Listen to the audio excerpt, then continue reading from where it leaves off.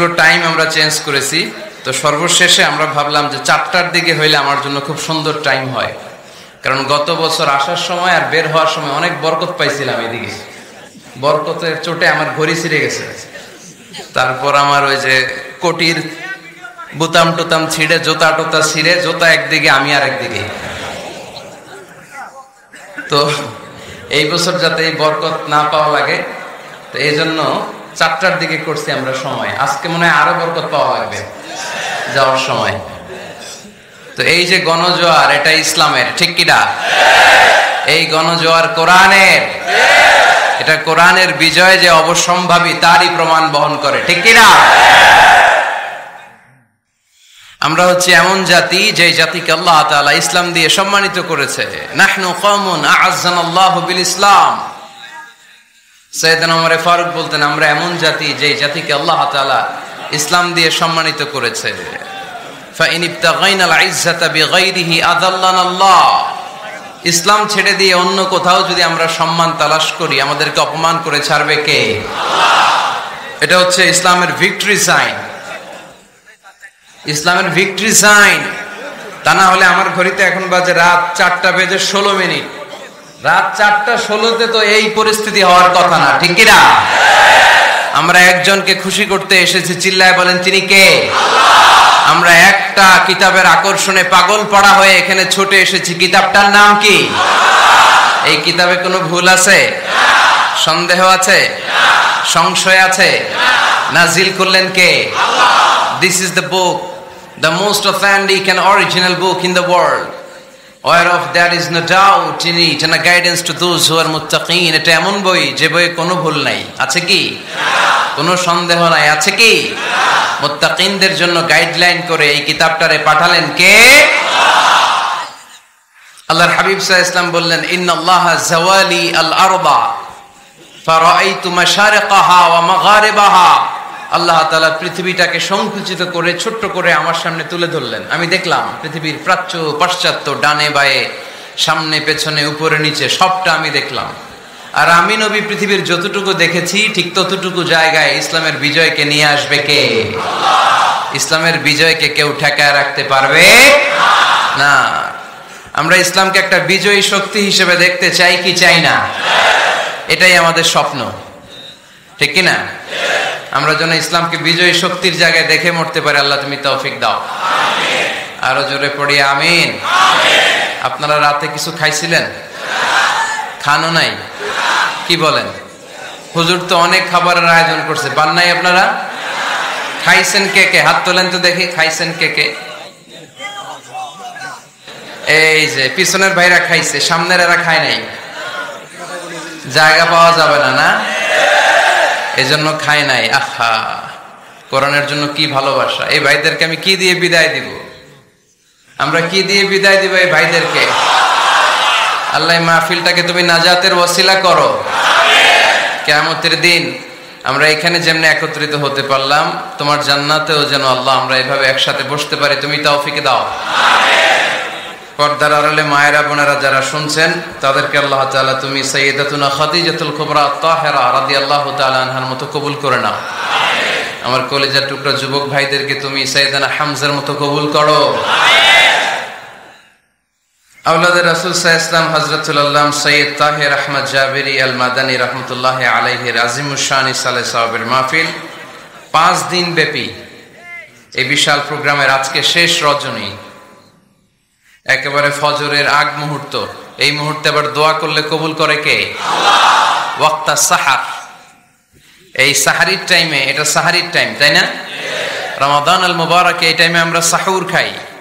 এই টাইমে দোয়া করলে কবুল করে কে? আল্লাহ। দোয়া কবুলের কিছু বিশেষ মুহূর্ত আছে। আর দোয়া লা ইউরাদ্দু বাইনাল আযানি ওয়াল ইকামা, আযান ইকামতের মাঝখানে যদি দোয়া করা হয়, ওই দোয়া আল্লাহ কখনো ফিরিয়ে দেয় না।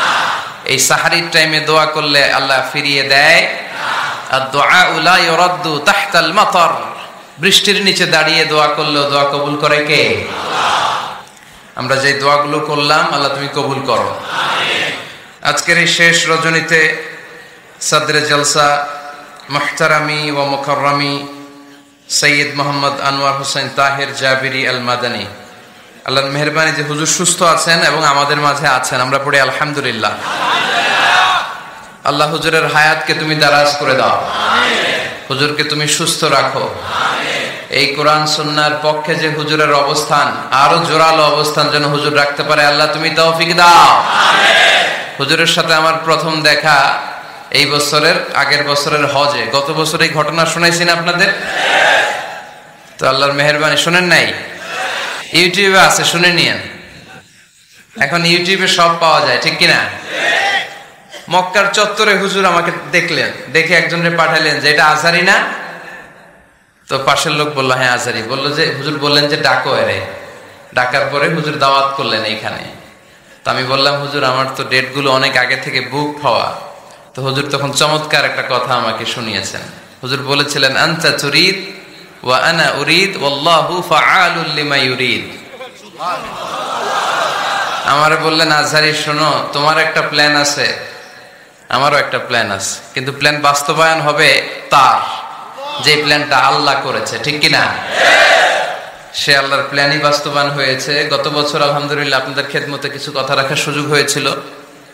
আজকের এই চমৎকার সময়েও আপনাদের খেদমতে আপনাদের সাথে দেখা করার, হুজুরের কাছ থেকে দোয়া নেওয়ার সুযোগ হয়েছে, আলহামদুলিল্লাহ। সবাই পড়ি আলহামদুলিল্লাহ। এই যে সারা রাত জেগেছিলেন, হুজুর যে এখন আপনাদের নিয়ে বসে আছে, আমরা কোরআনের কথা শুনতেছি, আপনাদের ভালো লাগতেছে? ভালো লাগতেছে সবার? মাশাআল্লাহ, তাবারাকাল্লাহ। প্রশাসনের ভাইরা অনেক কষ্ট করেছে, পুলিশ ভাইরা অনেক ধাক্কাধাক্কি করে নিয়ে আসছে আমাদেরকে, আলহামদুলিল্লাহ। তুমি প্রশাসনের ভাইদেরকে আল্লাহ কবুল করো। মিডিয়ার ভাইরাও সারা রাত জেগেছিল। তোমরা খাইছিলা কিছু? খাইছো? মাশাআল্লাহ, আল্লাহ মিডিয়ার ভাইদেরকে কবুল করো। এই প্রোগ্রামের ইন্তেজামিয়া কমিটিতে যারা আছে, হুজুরের নেতৃত্বে 5টা দিন প্রোগ্রাম করা, it's not a simple deal, it's a big deal. এটা তো সহজ ব্যাপার না। এত বড় গ্যাদারিং, লাখো লোকের সমাগম, এটাকে হ্যান্ডেল করা অনেক টাফ। যারাই টাকা দিয়ে, পয়সা দিয়ে, বুদ্ধি দিয়ে, পরামর্শ দিয়ে, দোয়া করে এই প্রোগ্রামকে সফল করেছে, আল্লাহ যেন সবার জন্য প্রোগ্রামটাকে নাজাতের ওয়াসিলা বানায়। আজকে আমরা যা শুনবো আমলের নিয়ত যেন শুনতে পারি, আল্লাহ তুমি তৌফিক দান করো। আপনারা শুনেছেন আমার সময় হচ্ছে 5:30 পর্যন্ত, তার মানে আমার হাতে 1 ঘন্টার সময় আছে এবং আমাকে একটা বিষয় দেয়া হয়েছে, শানে রিসালাত। আল্লাহ রাসূল সাল্লাল্লাহু আলাইহি ওয়াসাল্লামের শান, মান, আল্লাহর হাবিব সাল্লাল্লাহু আলাইহি ওয়াসাল্লামের স্ট্যাটাস, আল্লাহর হাবিব সাল্লাল্লাহু আলাইহি ওয়াসাল্লামের মর্যাদা কতটুকু, এই বিষয়ে আজকে আমরা কোরআনের আলোকে জানবার চেষ্টা করব। আওয়াজ করে সবাই পড়ি ইনশাআল্লাহ। আল্লাহর হাবিব সাল্লাল্লাহু আলাইহি ওয়াসাল্লাম একবার মসজিদে নববীতে ঢুকলেন, ঢুকেই দেখলেন সাহাবারা কথা বলছে। এক সাহাবী বললেন, আমার কাছে তো সবচেয়ে অবাক লাগে যে আল্লাহ তাআলা সর্বপ্রথম যে মানুষকে বানালেন ওনার নাম কি? সবাই পড়েন, তুমি মাটির আদমকে প্রথম সৃষ্টি করিয়া ঘোষণা করিয়া দিলে শ্রেষ্ঠ বলিয়া, তাই তো নূরের ফেরেশতা করে আদমকে সেজদা, ঠিক কিনা? তাই তো নূরের ফেরেশতা করে আদমকে সেজদা, সবার চেয়ে সম্মান দিলে মাটির আদমকে। আল্লাহু আল্লাহু তুমি জাল্লে জালালুহু, শেষ করা তো যায় না গে তোমার গুণগান। আল্লাহু আল্লাহু, সুবহানাল্লাহ পড়েন। এই সাহাবী বললেন যে আমার কাছে সবচেয়ে অবাক লাগে যে আল্লাহ তাআলা প্রথম মানুষ হিসেবে আদম আলাইহিস সালামকে বানালেন আর ওনাকে উপাধি দিলেন সফিউল্লাহ। আদম আলাইহিস সালামের উপাধি উত্তর দিতে হবে আওয়াজ করে। আদম আলাইহিস সালামের উপাধি কি ছিল? সফিউল্লাহ। আল্লাহর হাবিব সাল্লাল্লাহু আলাইহি ওয়াসাল্লাম দূরে দাঁড়িয়ে শুনছেন সাহাবাদের কনভারসেশন। আরেক সাহাবা বললেন, আরে আমার কাছে তো এর চেয়ে বেশি অবাক লাগে যে তিনি মুসা আলাইহিস সালামকে বানিয়েছেন নাজিউল্লাহ।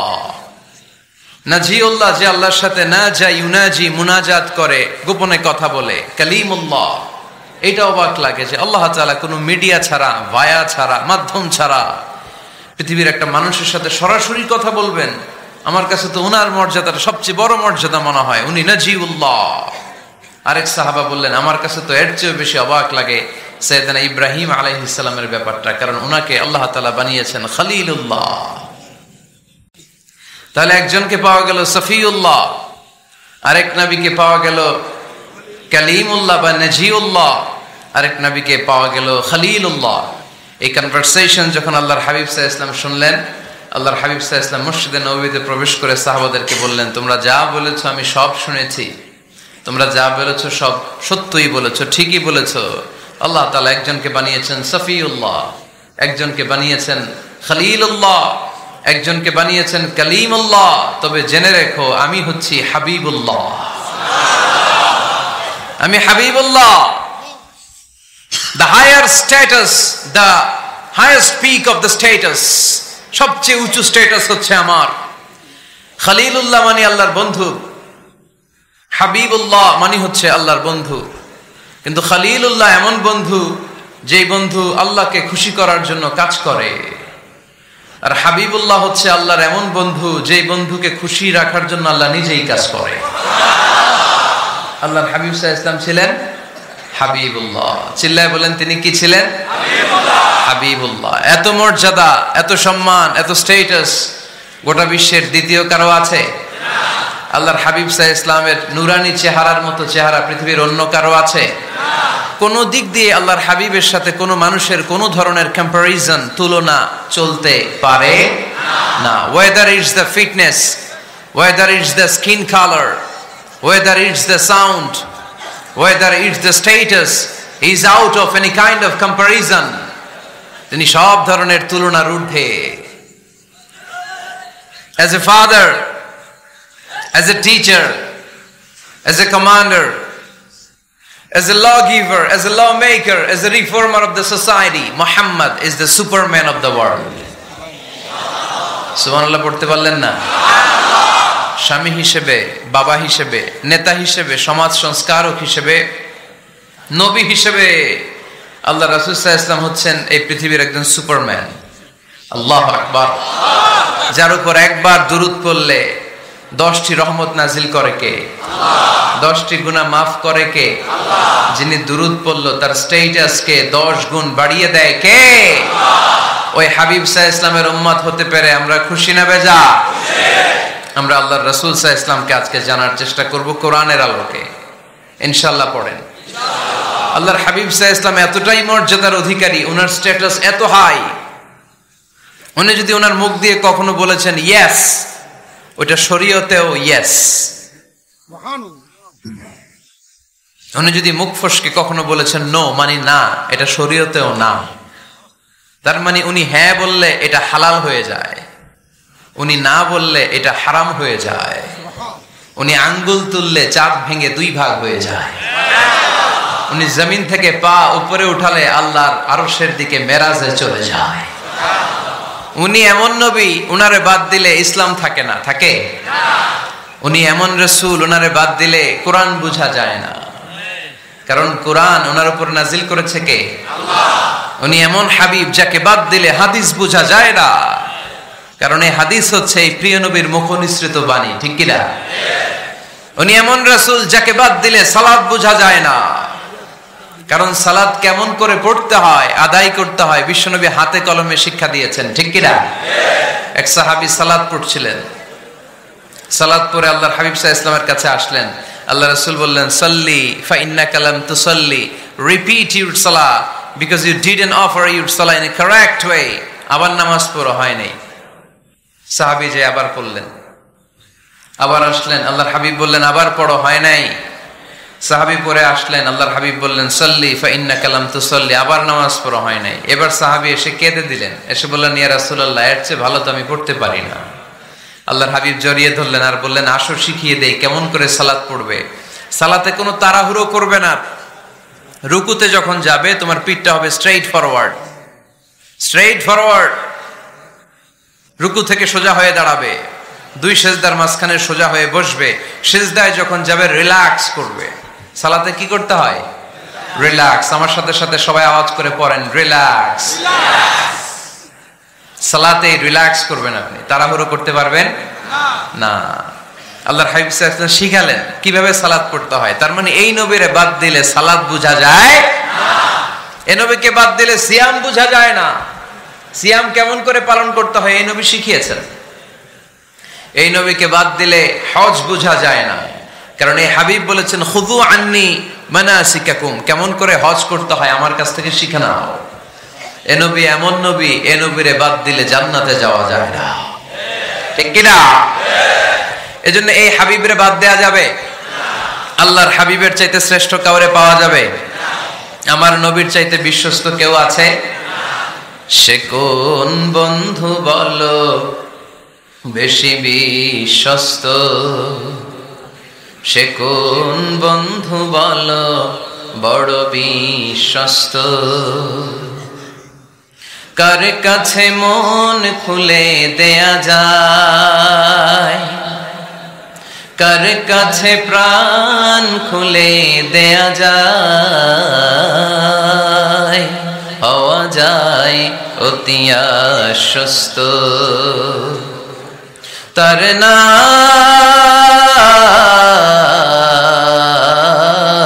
আহমদ বড় বিশ্বস্ত।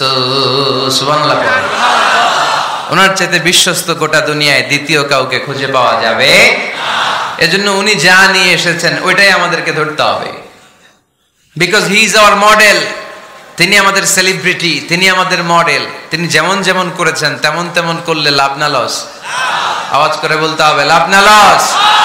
এজন্য আল্লাহর হাবিব সাল্লাল্লাহু আলাইহি ওয়াসাল্লামের আদর্শই আমাদের আদর্শ, ঠিক কিনা? ওমা আতাকুমুর রাসূলু ফাখুযুহু ওমা নাহাকুম আনহু ফান্তাহু। Whatever he brings with, take it. Whatever he forbids, abstain from it. তিনি যা নিয়ে এসেছেন ধরো, তিনি যা নিষেধ করেছেন ছাড়ো। পারা যাবে? আমি প্রশ্ন করি, উত্তর দেন। তিনি যা নিয়ে এসেছেন ধরো। আওয়াজ করে বলবেন, তিনি যা নিয়ে এসেছেন, তিনি যা নিষেধ করেছেন এতেই কল্যাণ, দুনিয়াতেও কল্যাণ, আখিরাতেও কল্যাণ, ঠিক কিনা? যা নিয়ে এসেছেন এতে বারাকা, যা নিয়ে এসেছেন এতে কল্যাণ, যা নিয়ে এসেছেন এতে রাহমা। যেটাই নিষেধ করেছেন ওটার মধ্যে গজব, ঠিক কিনা? যেটাই নিষেধ করেছেন ওটার মধ্যে ক্ষতি, যা তিনি বারণ করেছেন ওইটাতে লস। আমরা লসের খাতায় নাম তুলতে চাই না। এজন্য আল্লাহর হাবিব সাল্লাল্লাহু আলাইহি ওয়াসাল্লাম যা নিয়ে এসেছেন আমরা সেটাই ধরবো, যা থেকে তিনি বারণ করেছেন ওটা ছাড়বো। আমি খুতবার শুরুতে এই আয়াতটাই তেলাওয়াত করেছি। আল্লাহ ইরশাদ করছেন, ওমা আতাকুমুর রাসূলু ফাখুযুহু ওমা। আমাদের মডেল হচ্ছে নবীরা, ঠিক কিনা? নায়ক নায়িকা, গায়ক গায়িকা, ক্রিকেটার, বিজনেস ম্যাগনেট এরা আমাদের মডেল নয়। আমাদের মডেল হচ্ছে বিশ্বনবী মুহাম্মদ সাল্লাল্লাহু আলাইহি ওয়াসাল্লাম। ইউরোপে, খোদ ইউরোপে বর্তমানে এই নামটা সবচেয়ে বেশি জনপ্রিয়, MUHAMMAD। সুবহানাল্লাহ পড়বেন না? সবচেয়ে জনপ্রিয় নাম কি? মুহাম্মদ। কারণ ইউরোপের ইয়াং সোসাইটির, মুসলিম ইয়াং সোসাইটির ছেলেরা এমন ভাবে তারা দাওয়াতি কাজ করতে শুরু করেছে, বিষ্ণু ঈসা ইসলামের নামটা গোটা ইউরোপ জুড়ে ছড়িয়ে পড়েছে। কিছু ছেলে ক্লিনলিনেস অ্যাওয়ারনেস ক্যাম্পেইন করেছে, পরিচ্ছন্নতা অভিযান। যেখানেই ময়লা ক্লিন করে, কিন্তু কোনো কথা বলে না। প্রত্যেক একটা টি শার্ট গায়ে দেয়, একটা গেঞ্জি পরে, ওই টি শার্টের পেছনে লেখা থাকে MUHAMMAD, মানে কি? মুহাম্মদ।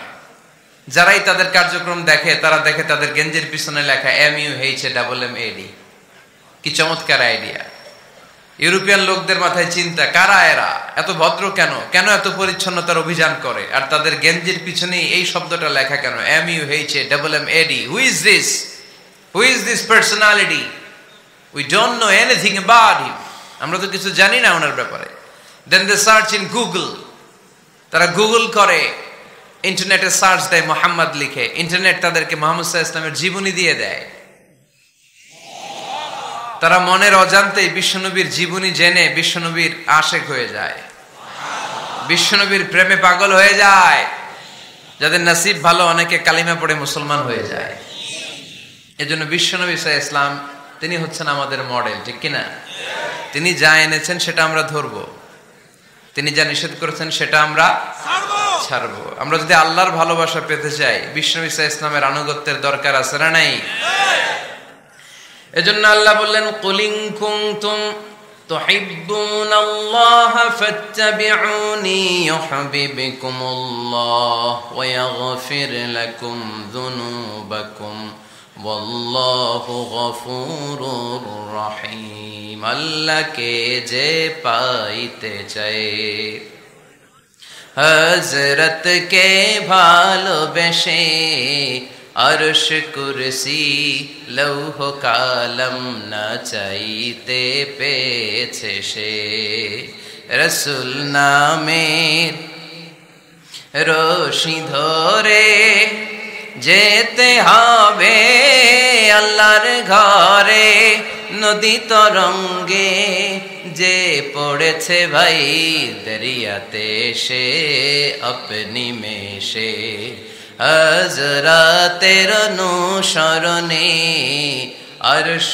कुर्सी लौह कालम ना चाइते पेछे से सुबहानाल्लाह पढ़े एजন্য আল্লাহর হাবিব সাল্লাল্লাহু আলাইহি ওয়াসাল্লামের ভালোবাসা আমাদের অন্তরে থাকার দরকার আছে না নাই আনুগত্যের দরকার আছে না নাই তাহলে আল্লাহর ভালোবাসা পাওয়া যাবে ঠিক কি না আজকে আমরা কোরআনের আলোকে আল্লাহর হাবিব সাল্লাল্লাহু আলাইহি ওয়াসাল্লামকে চিনব আমরা কোরআন থেকে জানার চেষ্টা করব তিনি কেমন ছিলেন আমার প্রিয় রাসূল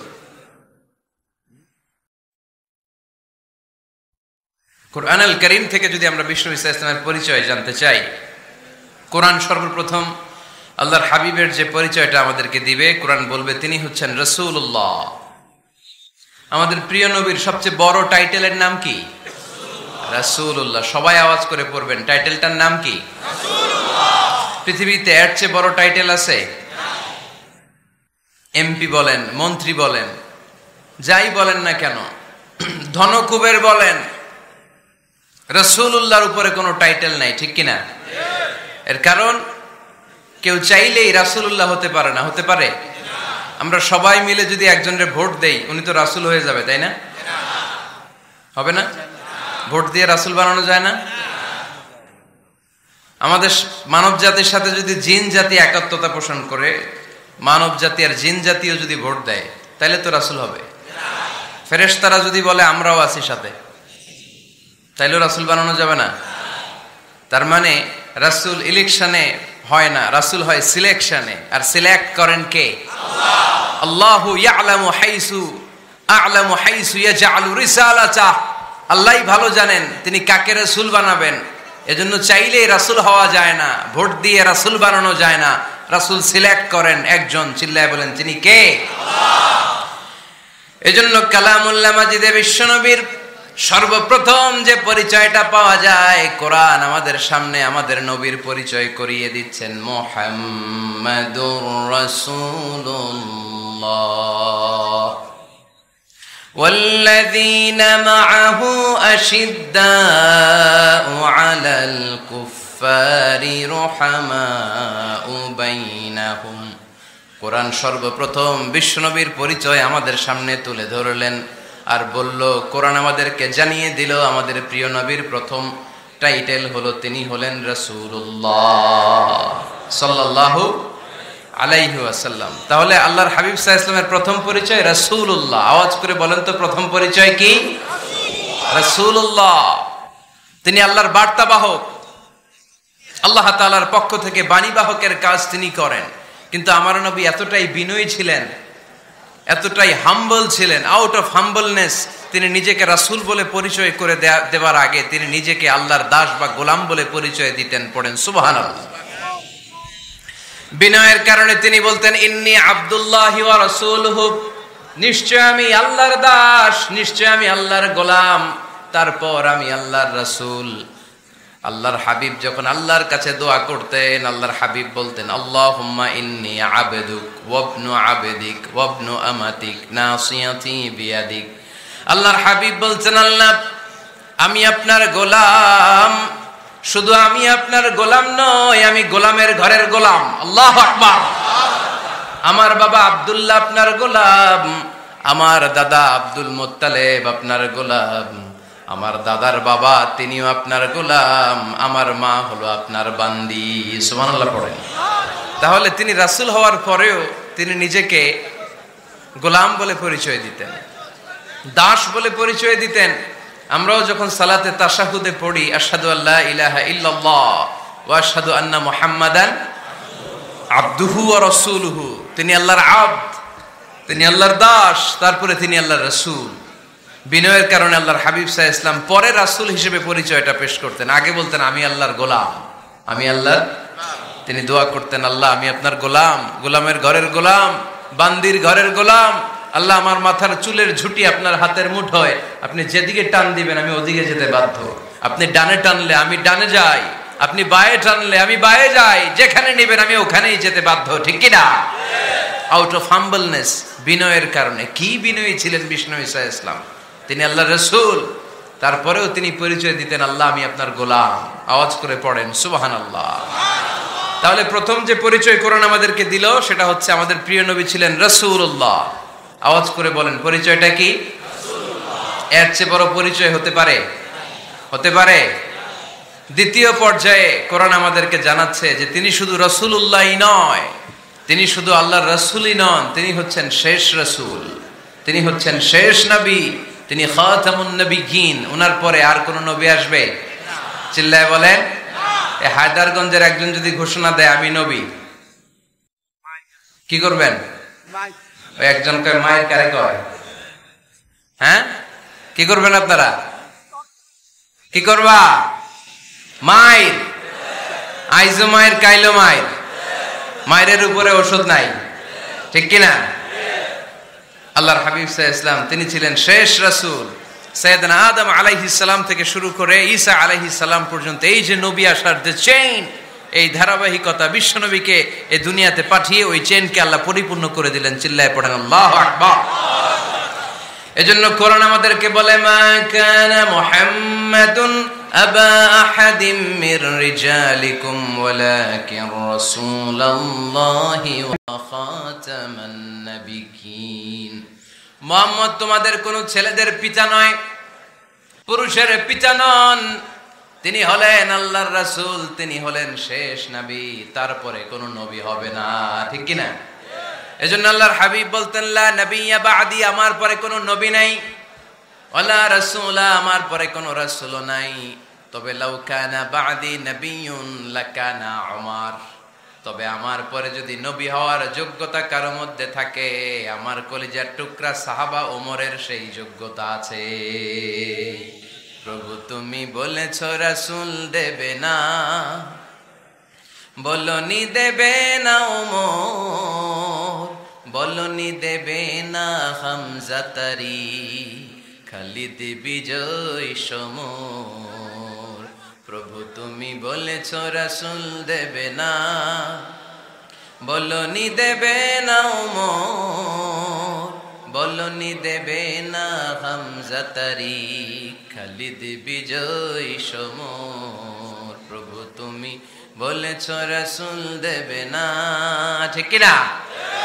আল্লাহর হাবিব বললেন আমার পরে কোনো নবী নাই, আমার পরে কোনো রাসূল নাই, তবে আমার পরে যদি নবী হওয়ার যোগ্যতা কারো থাকে, ওমরের সেই যোগ্যতা আছে।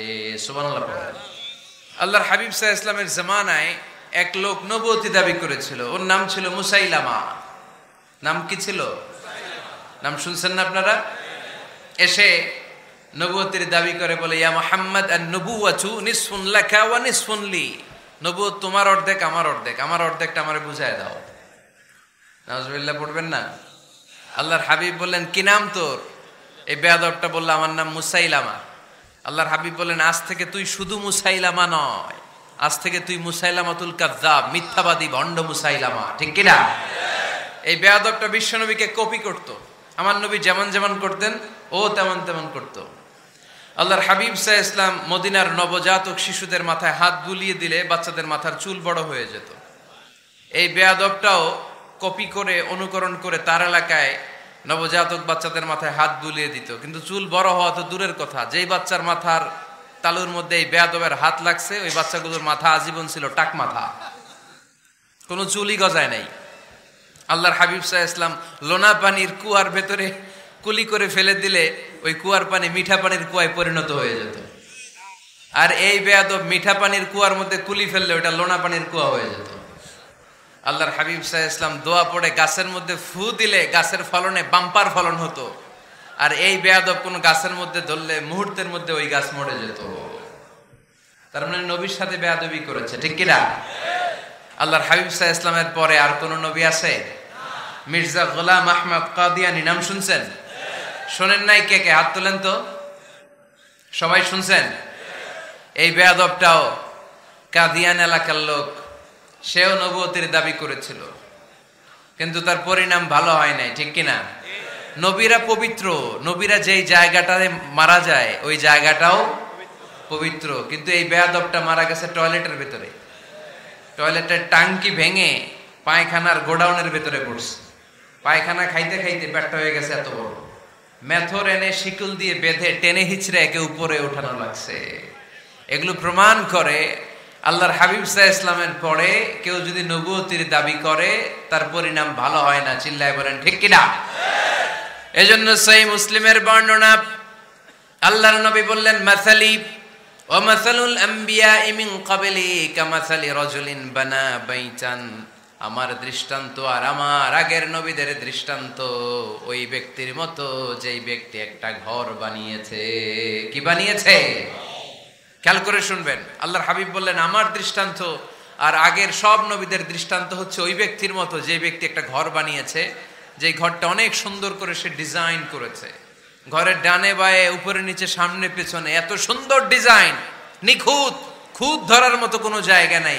লোকজন এসে যারাই ঘরটা দেখে সবাই বলে বাহ বাহ। কি বলে? এত সুন্দর ঘর আমরা দেখি নাই। তবে একটা জায়গায় একটা ভুল ছিল, একটা জায়গায় একটা খুঁত ছিল। ঘরের একটা ওয়ালে ইটের গাঁথুনির জায়গাটাতে এক জায়গায় একটা ইটা কম ছিল। কি কম ছিল? ইটা কম ছিল। সবাই বললো তোমার ঘরটা অনেক সুন্দর, এক জায়গায় একটু সমস্যা, দেয়ালের গাঁথুনিতে একটা ইটা নাই। বিশ্বনবী সাল্লাল্লাহু আলাইহি সাল্লাম বলেন, ফা আনাল লাবিনা ওয়া আনা খাতামুন নাবিয়িন।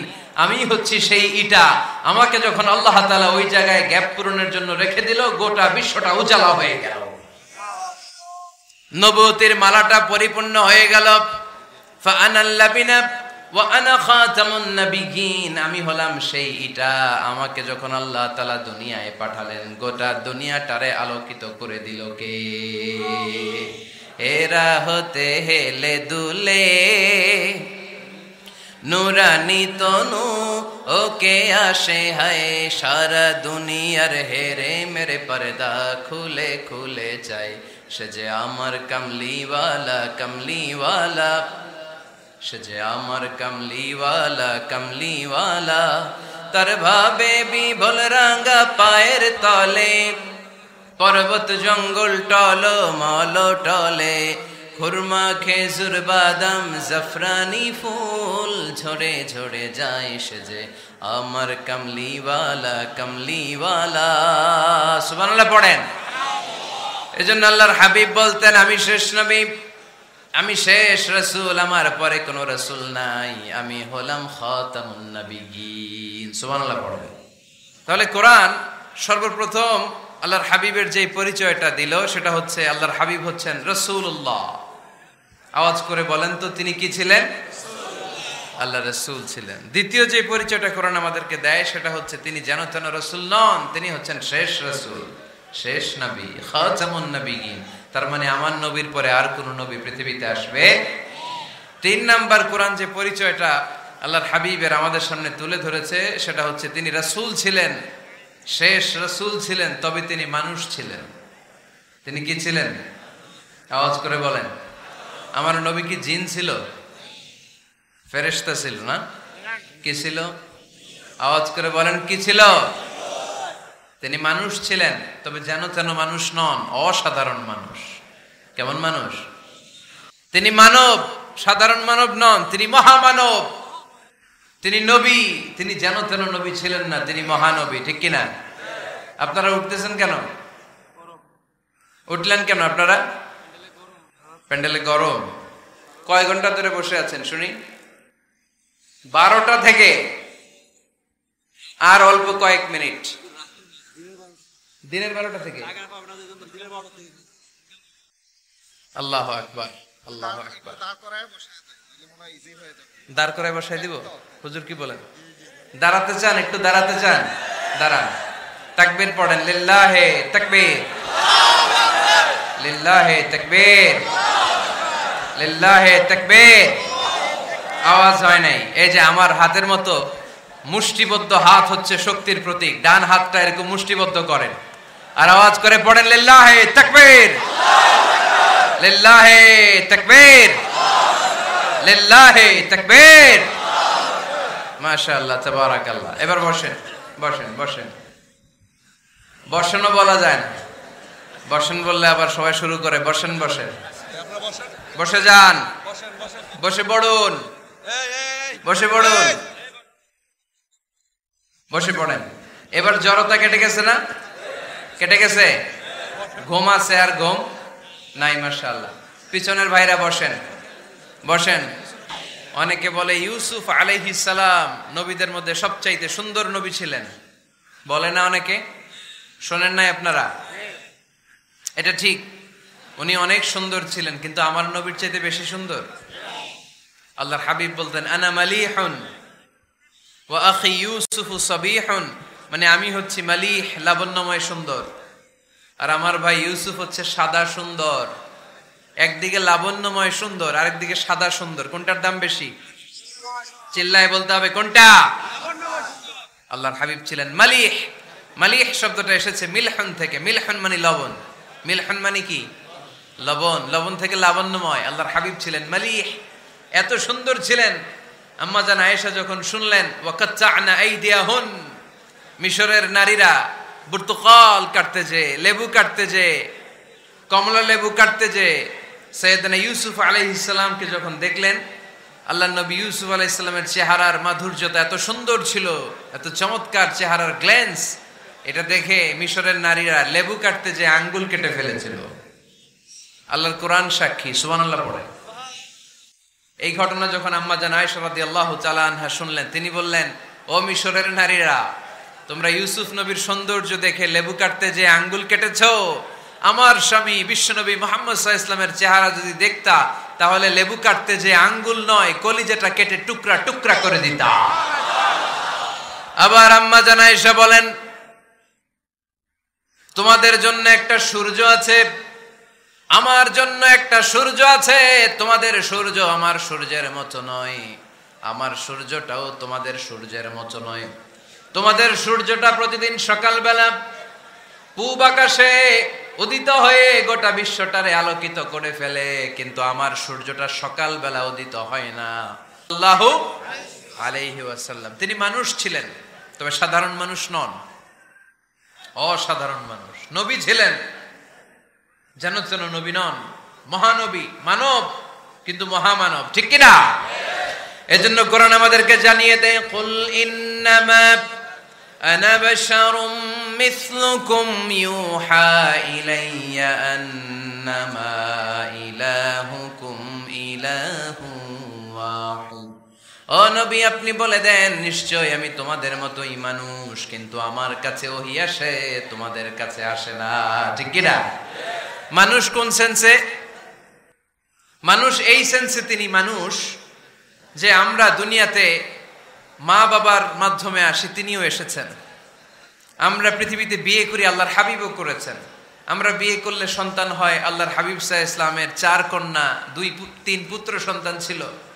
আমরা আমাদের আঘাত পেলে গা ঝরে রক্ত বেরোয়, আল্লাহর হাবিব সাল্লাল্লাহু আলাইহি ওয়াসাল্লামের উহুদের ময়দানে দাঁত ভেঙে রক্ত ঝরেছে, ঠিক কিনা?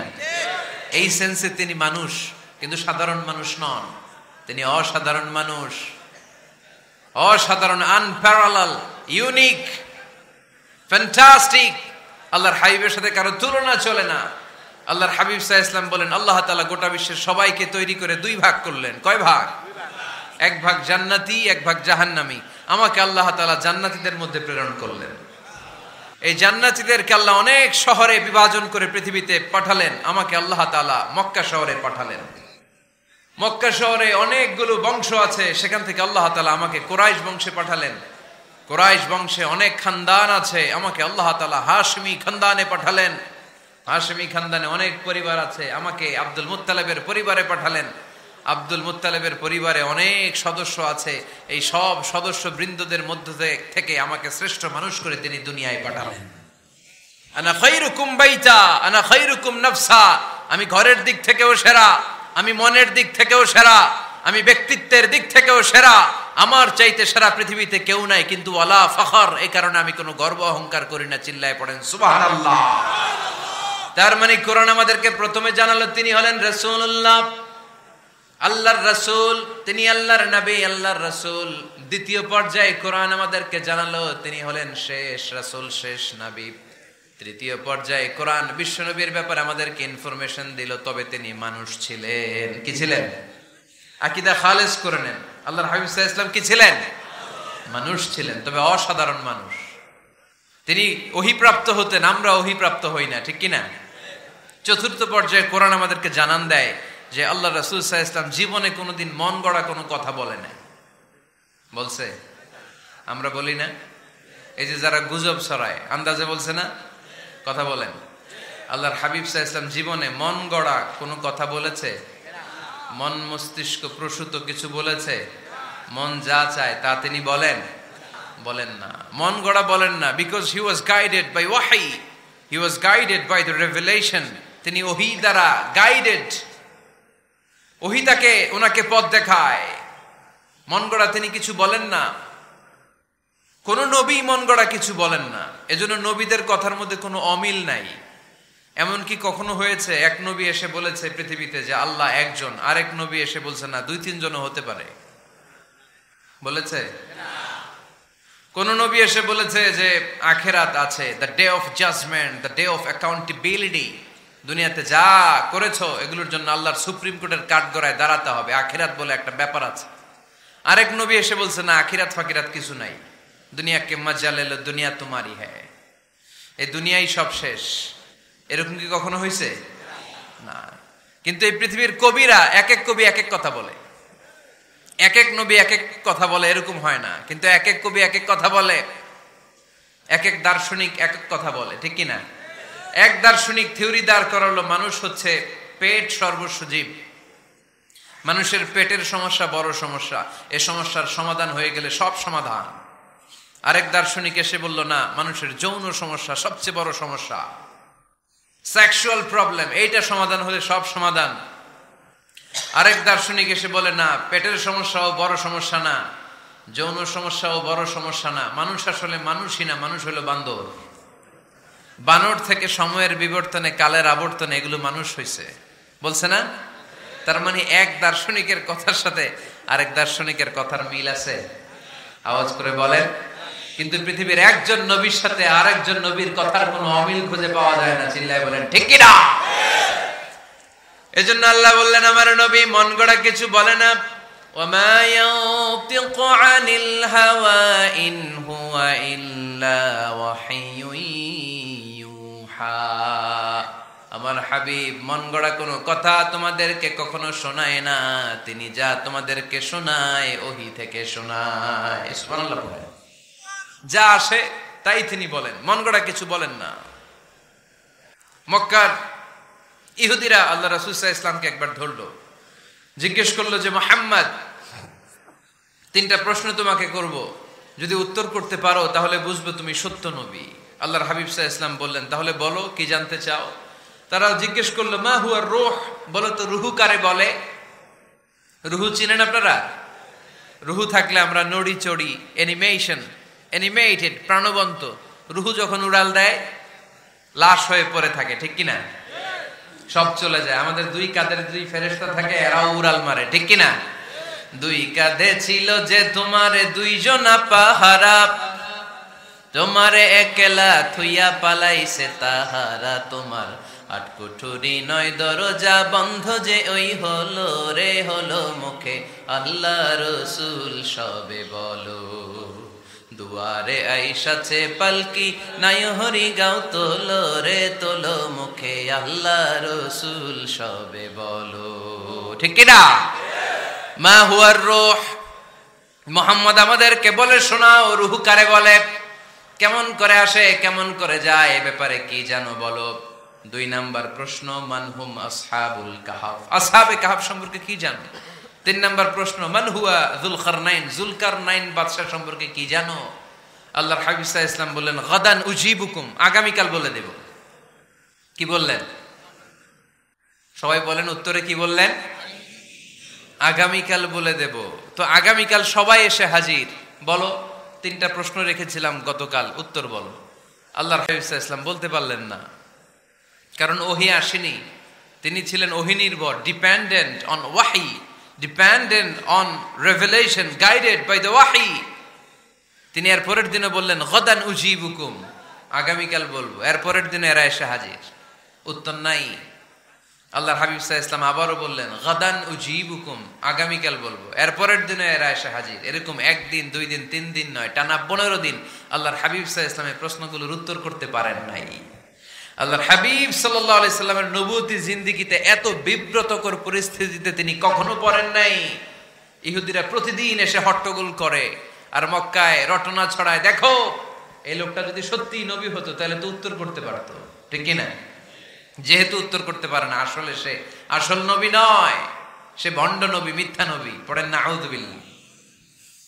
15 দিন পর আল্লাহ আয়াত নাযিল করলেন ওয়ালা তাকুলান্না লিশাইইন ইন্নী ফাইলুন যালিকা গাদা ইল্লা আইয়াশা আল্লাহ। ও নবী, ভবিষ্যতের ব্যাপারে সামনে থেকে যখন আপনি ওয়াদা দিবেন, ওয়াদা দেওয়ার সময় ইনশাআল্লাহ শব্দটা মিলিয়ে দিবেন। সুবহানাল্লাহ পড়েন।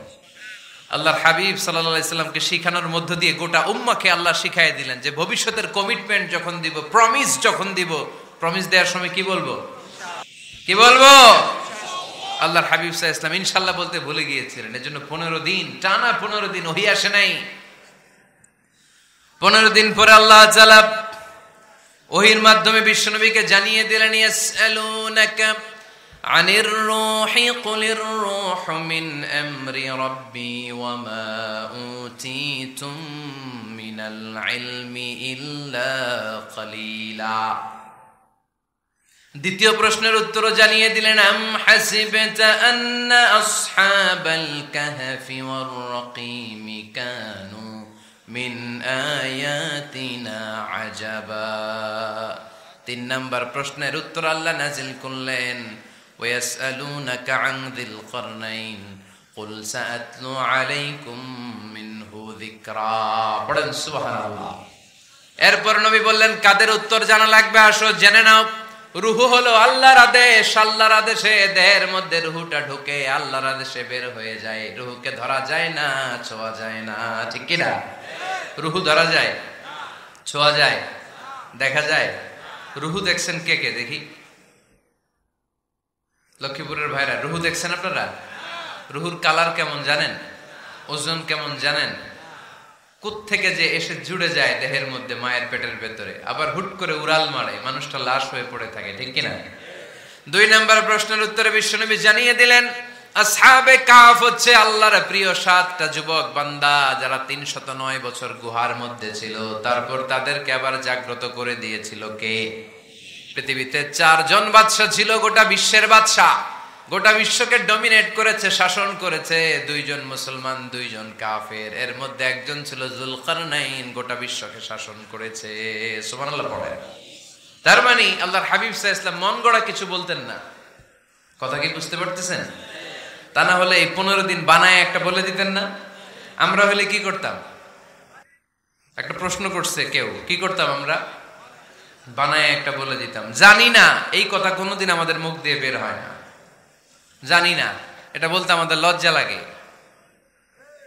কিন্তু ক্লাসিক স্কলাররা, আল উলামা আল মুতাকাদ্দিমিন, যারা হাজারো প্রশ্নের উত্তরে বলতেন আনা লা আ'লাম ওয়াল্লাহু আ'লাম, আমি কিচ্ছু জানি না। কি জানি? আমি কিছুই জানি না। জানি না এটা বলতে আমরা জানি না, এটা বলতে শিখুন। জানি না, কিছুই জানি না আমি। জানে কে? সবচেয়ে বেশি জানে কে? মুসা আলাইহিস সালাম বনি ইসরাইলের লোকদের কাছে বয়ান করতেছিলেন। হঠাৎ একজন দাঁড়িয়ে বলে মান আ'লামু ফিল আরদ। নবী আল্লাহ মুসা, বর্তমান পৃথিবীতে সবচেয়ে জ্ঞানী কে বলেন তো? মুসা আলাইহিস সালাম বললেন আনা, আমি। কি বললেন? আমি সবচেয়ে জ্ঞানী।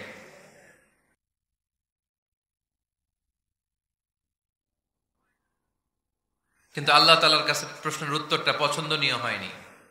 মুসা আলাইহিস সালামের উত্তরটা ভুল ছিল না, ঠিকই ছিল। কারণ যেই জামানায় আল্লাহ তাআলা যাকে নবী বানিয়ে পাঠান তাকে সবচেয়ে বেশি জ্ঞান দিয়েই পাঠান, ঠিক কিনা? ওহির জ্ঞানের চাইতে ভারী দামি কোনো জ্ঞান হতে পারে? কিন্তু আল্লাহ তাআলা চেয়েছিলেন মুসা আলাইহিস সালাম যেন বলে আল্লাহু আ'লাম, আল্লাহ সবচেয়ে জ্ঞানী। আল্লাহ বললেন, মুসা তুমি ঠিক বলনি, তুমি সবচেয়ে বড় জ্ঞানী না, তোমার চেয়েও বড় জ্ঞানী এই তল্লাটে আছে। ইযহাব ইলা মাজমাইল বাহরাইন, দুই সাগরের মিলনস্থলে যাও, ওখানে আমার একজন বান্দা আছে, ইসমুহু খাদির, এর নাম হচ্ছে খাদির। কি নাম? আমরা যারে বাংলায় কি বলি? খিজির, আসলে খাদির। তার কাছে যাও, তোমার চাইতেও জ্ঞানী। অনেক লম্বা চূড়া ঘটনা। তাহলে জান্নেওয়ালার উপরও জান্নেওয়ালা আছে, জ্ঞানের উপরও জ্ঞানী আছে, সবচাইতে বড় জ্ঞানী মহাজ্ঞানী একজন, চিল্লায় বলেন তিনি কে? তাহলে 4 নাম্বার, চতুর্থ পর্যায়ে কোরআন আমাদেরকে যেটা জানালো যে আল্লাহর হাবিব সাল্লাল্লাহু আলাইহি ওয়াসাল্লাম মন গড়া কথা কোনোদিন কখনো বলেন নাই। 5 নম্বরে কোরআন আমাদেরকে জানায় আল্লাহর হাবিব সাল্লাল্লাহু আলাইহি ওয়াসাল্লাম ছিলেন দয়ার মূর্ত প্রতীক, মায়ার নবী, দয়ার নবী, দয়ার শেষ নাই এই নবীর। সব নবীকে আল্লাহ তাআলা একটা স্পেশাল দোয়া করার সুযোগ দিয়েছিলেন, এটাকে বলে দাওয়া মুস্তাজাবা। সব নবীকে আল্লাহ বললেন, নবীরা তোমাদের প্রত্যেককে একটা করে দোয়া করার সুযোগ দিব, করো। করা মাত্রই কবুল। সব নবীরা এই সুযোগ পেয়ে দোয়া করা শুরু করে দিল, আর আল্লাহ কবুল করে নিলেন। একজন নবী ওই দোয়াটা করেন নাই। ওই নবীর নাম সবাই বলেন। আল্লাহর হাবিব বললেন, ইন্না লিকুল্লি নাবিয়্যিন দাওয়া মুস্তাজাবা। সব নবীকে আল্লাহ তাআলা একটা করে দোয়া করার সুযোগ দিলেন। দাও বিহা, ওই দোয়াটা সব নবীরা দুনিয়ার বুকেই করে ফেলেছে। ওয়া ইন্নী আখতাবিউ দাওয়াতি শাফাআতান লি উম্মতি ইয়াউমাল কিয়ামা। আমার দোয়াটা আমি করি নাই, সব নবীরা ওই দোয়াটা করে ফেললেও আমার দোয়াটা আমি করি নাই। আমার দোয়াটা আমি রেখে দিয়েছি, কিয়ামতের দিন আমার গুনাহগার উম্মতেরা যখন বিপদে পড়ে যাবে তাদের সুপারিশের জন্য ওই দোয়াটা আমি ওই দিন করব, ওই দিন করব। রেখে দিয়েছেন দোয়াটা। বিশ্বনবী কি ওনার জীবদ্দশায় এই দুনিয়ার জীবনে বিপদ পরীক্ষা কষ্টের সম্মুখীন হয় নাই?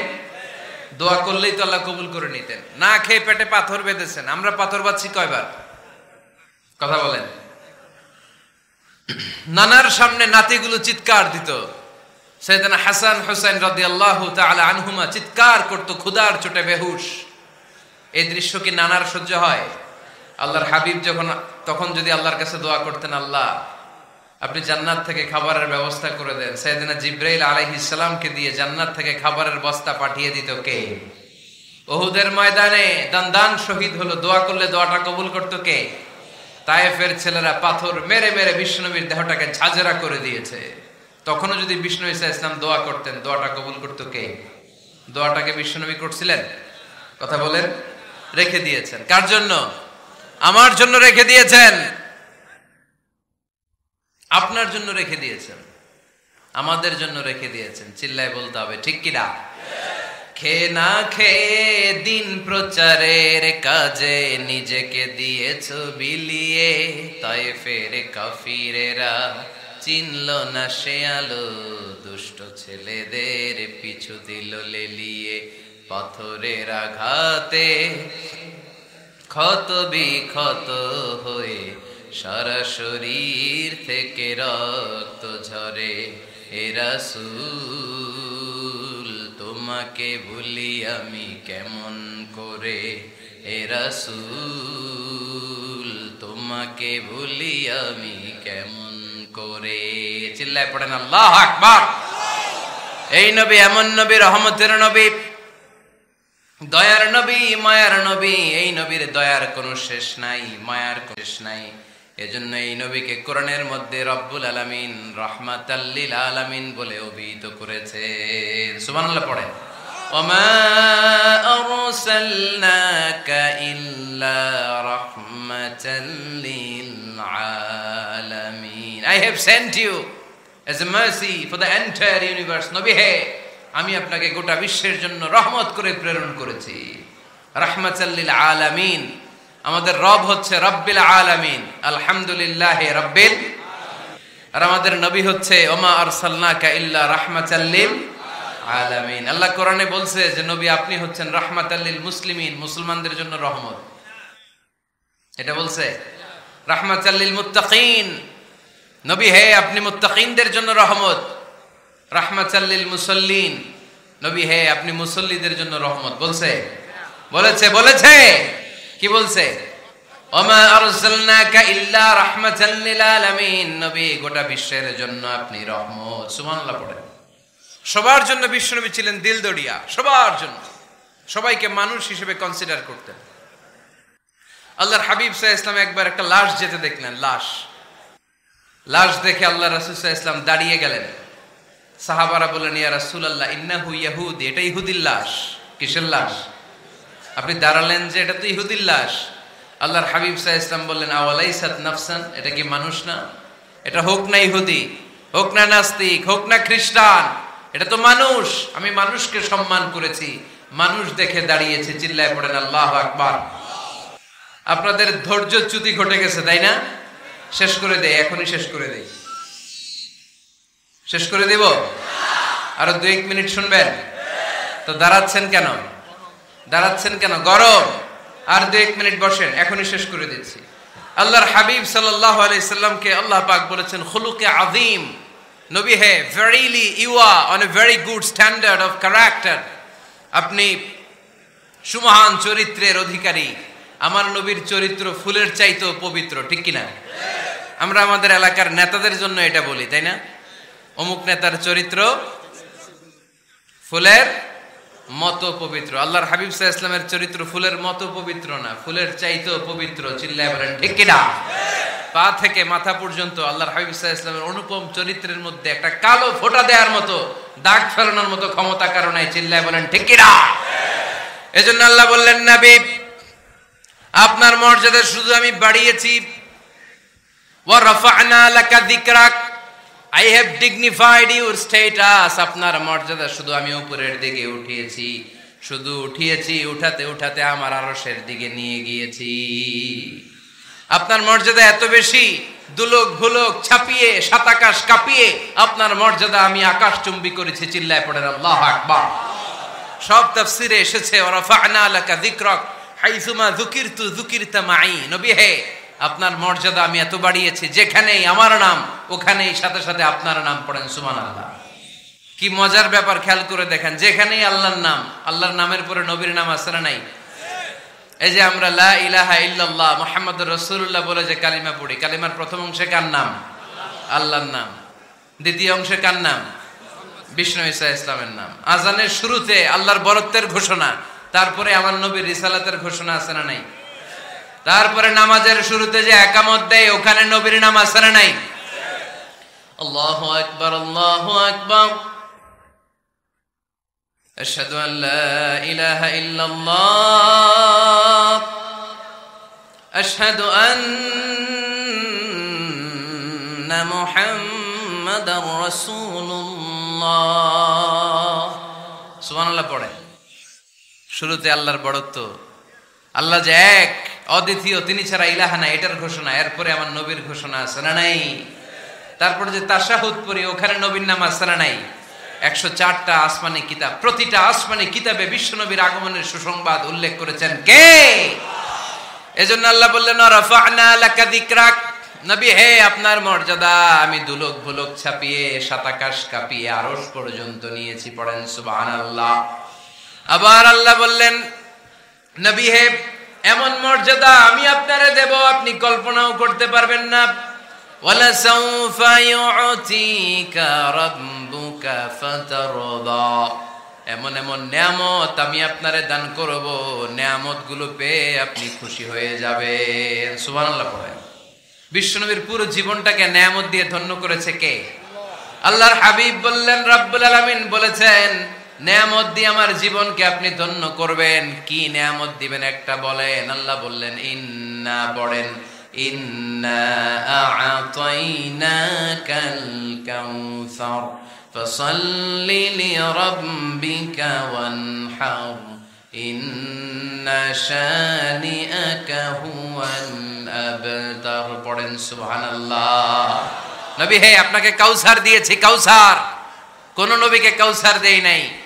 কিয়ামতের দিনটা হবে ভয়ঙ্কর, মাথার উপরে সূর্য নেমে আসবে, তৃষ্ণায় জিহ্বাটা বের হয়ে যাবে, মাথার মগজগুলো গলে গলে নাকের ছিদ্র কানের ছিদ্র দিয়ে টপ টপ করে পড়বে, জিহ্বাটা কুকুরের মতো নাভিস্থল পর্যন্ত এসে ঝুলে থাকবে। মানুষ তৃষ্ণার্ত, ওই মুহূর্তে আপনি হাউজে কাউসারের পানি পিলাবেন। কোন সুবহানাল্লাহ। আহলা মিনাল আসাল, মধুর চাইতো মিষ্টি। আবিয়াদু মিনাল লাবান, দুধের চাইতো সাদা। আবরাদু মিনাস সালজ, বরফের চাইতো ঠান্ডা। মান শারিবা মিনহা শারবা লাম ইয়াজমা আবাদা, একবার যে কাউসারের পানি পান করতে পারবে চিরকালের জন্য তার গলার তৃষ্ণা মিটাইয়া দিবে কে? এভাবে বিশ্বনবীর স্ট্যাটাস, মর্যাদাকে আকাশচুম্বী করেছে কে? ওই নবীর ভালোবাসা অন্তরে রাখার দরকার আছে না নাই? ওই নবীর পক্ষ অবলম্বনের দরকার আছে না নাই? ওই নবীরে যারা গালি দেয় তাদের বিরুদ্ধে থাকার দরকার আছে না নাই?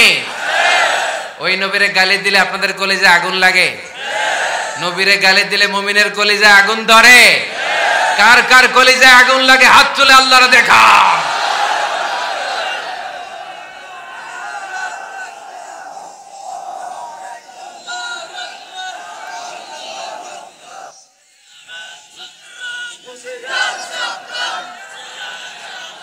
নবীর ভালোবাসার প্রতি আমাদের এই আবেগ, এই উচ্ছ্বাস, এই ভালোবাসাকে আল্লাহ কবুল করে নেক। আমরা পড়ি আমিন।